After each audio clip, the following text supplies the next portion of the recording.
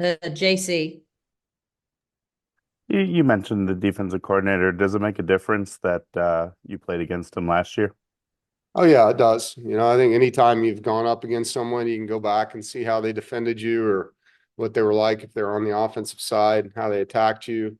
Obviously, same offense for us schematically, so a lot of different parts on the field than last year in that game against Duke when we played their DC, and he's got different parts. So, there's going to be some differences, but philosophically, you can look back and see what he did and how much carries forward with the players that he has now. He's a good coach. He's done a good job. He did a really good job with Elko, and that's continued down there. And I have a lot of respect for their defensive line coach too. He's a really good football coach. They've got some good guys on their staff. Andrea?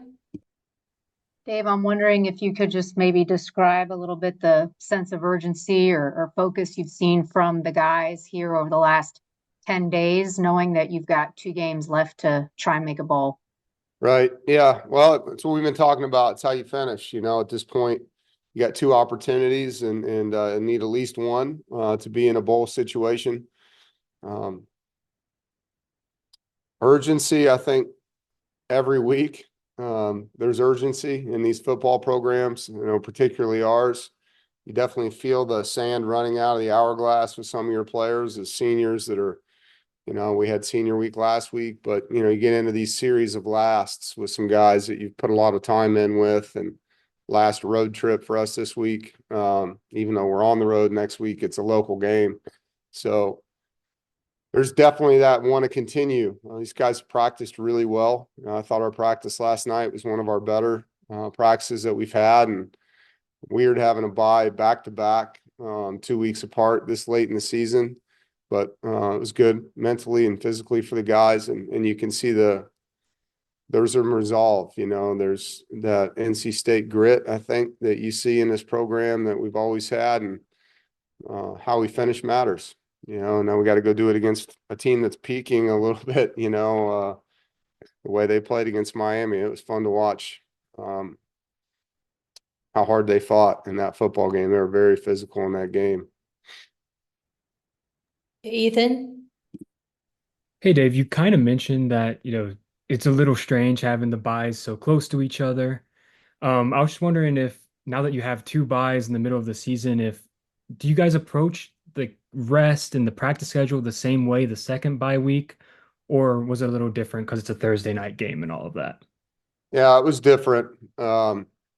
Much different than the first. We were beat up coming out of that 8-week run, particularly with the last game being at Cal, and that trip took a lot out of us sleep-wise. So, and we had 3 more days on the back end of the second week. So this one's been a little more accelerated.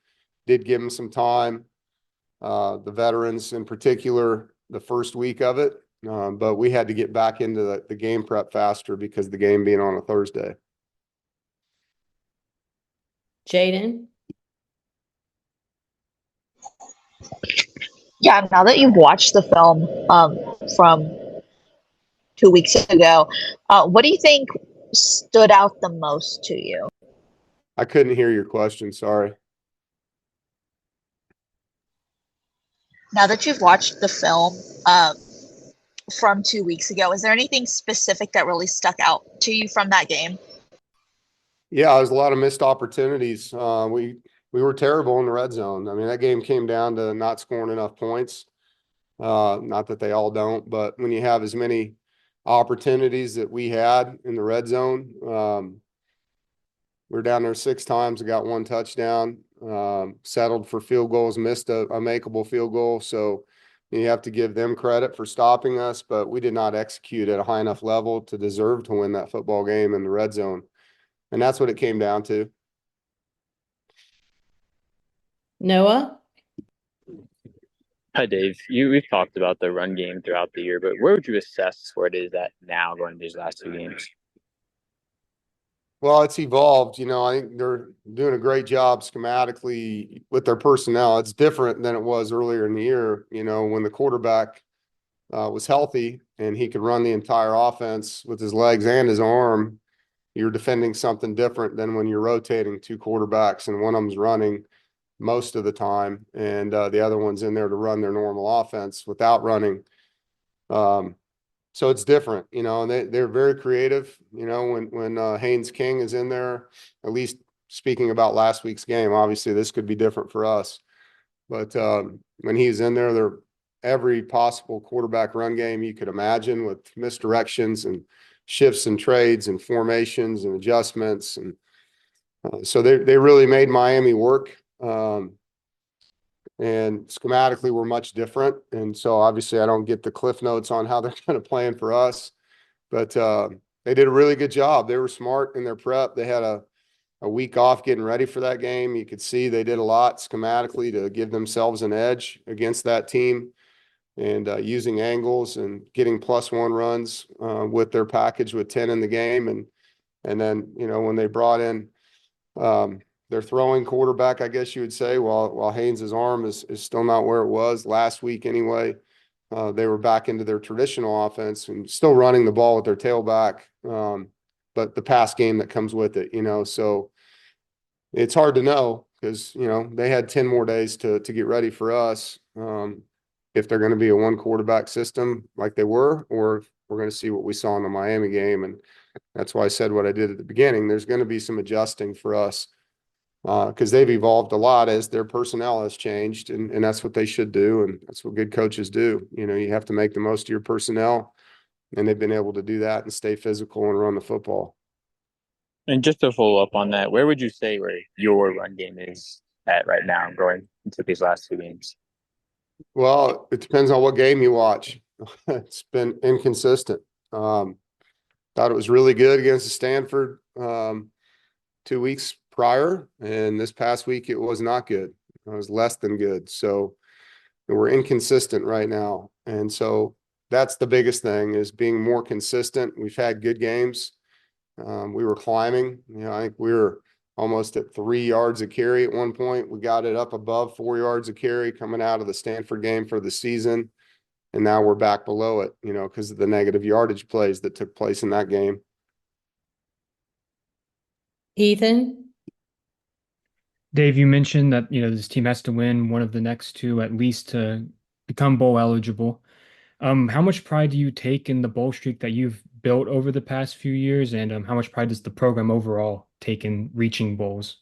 Yeah, you know, in the last 10 years, we're second in this conference in bowl appearances behind Clemson. And so we've built a program that's had success over a period of 10 years. And I take a lot of pride in that. So the guys take a lot of pride in finishing, take a lot of pride in facing adversity and overcoming it. And so there's all these things and take a lot of pride in just winning, you know, in general. Every game you get is an opportunity to be tested and go out there and put your medal up against somebody else's. And yeah, I mean, that's what this sport's all about, man. And the last thing you ever want to do is settle, you know. I mean, the fact that we're 5-5, yeah, it's disappointing for sure. But I care a lot about how we finish and how you face up to the tests that you have.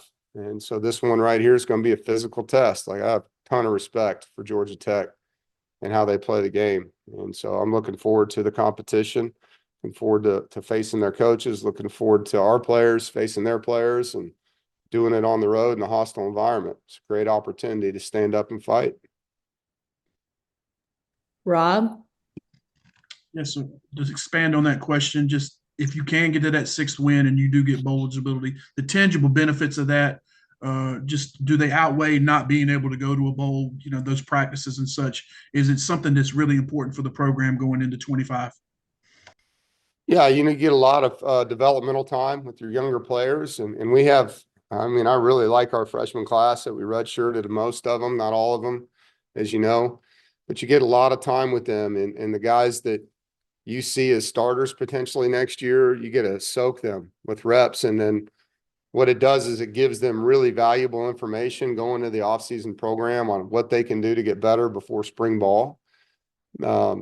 So it's, you know, a precursor to spring football for them because they've just been taking backup reps or in some cases they're redshirting and their scout team players not getting a lot of reps. We do spend at least one day a week with the developmental guys in season every week. And so we're keeping them up to par in our systems, but the competition part of that's not the same as it would be during a bowl prep. And so it's valuable. And, you know, for a young quarterback like CJ, it's more practice, it's more reps, and it's more time with a young receiving core. And all of that's beneficial to your program's development.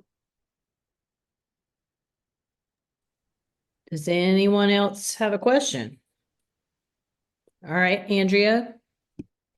Dave, as a follow-up to some of the red zone issues against Duke, was it something that they were doing against you guys once you went back and looked at the tape? Or was it just failure to execute most of the time? And if it was that, what do you attribute some of that to? It's a little bit of both. They did do a good job. So, you know, you have to give them credit. They, depending on which series you're watching, they were really pressuring us down there. And we did not, in my opinion, handle that well enough. They covered us too. You know, there were times where we had protection, didn't get open. There were times where we didn't have protection and had a guy to throw it to. And then there's a couple times we just needed to make a play.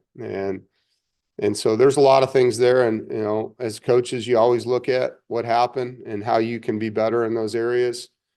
100%. Anytime it doesn't work, you can say we could have called better plays. And I agree with that. You know, we could have called this, could have called that, but that's easy after the game to say. You know, within the game, it comes down to executing the play that's called, having good rules for the guys. But there's a lot of things when you talk about 5 drives down there, and we had 7 drops, and we tied the game up 12-12, and after that had 7 drops and gave up an explosive play for a touchdown. So, you know, it's pretty easy to say when you look back on it, we had our chances to win, and we didn't make enough plays to get that done. But the biggest area that you go to is the red zone. Like, you know, we want to be 75% touchdown down there. And so even if we were 50%, which is well below our goal, we win the game. And even if we were 20% and make a 36-yard field goal, which we normally make, that's his only miss under 40 yards, we win the game. And so, yeah, it's tough when you lose a game like that and you had your opportunities. Be different, you know, if you couldn't move the ball all day, you never got in the red zone, you didn't have these opportunities. We had them and we didn't finish. And so something that we got to be way better at, obviously. Ethan. Dave, you mentioned the freshman class, and I noticed on the unofficial depth chart, guys like Zane and Trent Mitchell have worked their way onto that. And I was wondering what you've kind of seen about those guys that's kind of earned them increased opportunities. Yeah, you know, some of it's depth because of injuries that have elevated guys. Zane's been impressive all year. You know, he's physically put together. He's not a guy that has to gain a lot of weight. You know, he's a guy that has to learn a lot still. But we wanted to play him in 4 games on special teams. We got one more game with him that we'll be able to play him and get him reps. Cannon Lewis is another guy. You know, we're going to redshirt, but we're playing him in 4 games. Ronnie Royal, another guy. We're going to redshirt, but we're playing him in 4 games. So you're getting to see that with some of these players. Jonathan Paylor, same thing. With Trent Mitchell, we've had some guys nicked up, and we're able to get him reps. We also have put him on the scout team a lot to get him reps against our starting D line, because I think that's, in my opinion, the best way to improve as a lineman is to have to face guys like Davin Van and Trevally every day as a tackle. You're going to get a lot better doing that. And so we've made sure he's gotten down there. We made sure Rico's gotten down there, Darion Rivers, you know, all these younger guys, to give them that value of the competition of playing against pretty dang good D linemen every day. But then also bringing them up some where we can keep them vested in the system and make sure they're developing. Thanks. You're welcome. Jaden. Yeah, is there any update on Devin Boykin / you know, he's been out for so long. Is he a guy that maybe you would hold on to him for next season without, you know, burning any? Yeah, still not ready to play him. He is now actually cleared to practice, and so we're getting him on the field, getting his feet. This is the first week of that, so it's going to take some time. And so day to day, I guess would be the right way to say it, but he will not play in this game. but it's exciting to have him back on the field. You know, and first time he's been out there, and he's not doing a lot yet, but he's gone through the entire rehab process. He's busted his butt. He's had a great attitude. But still baby steps, trying to get him, you know, it's a long process, and the last thing you want to do is rush it.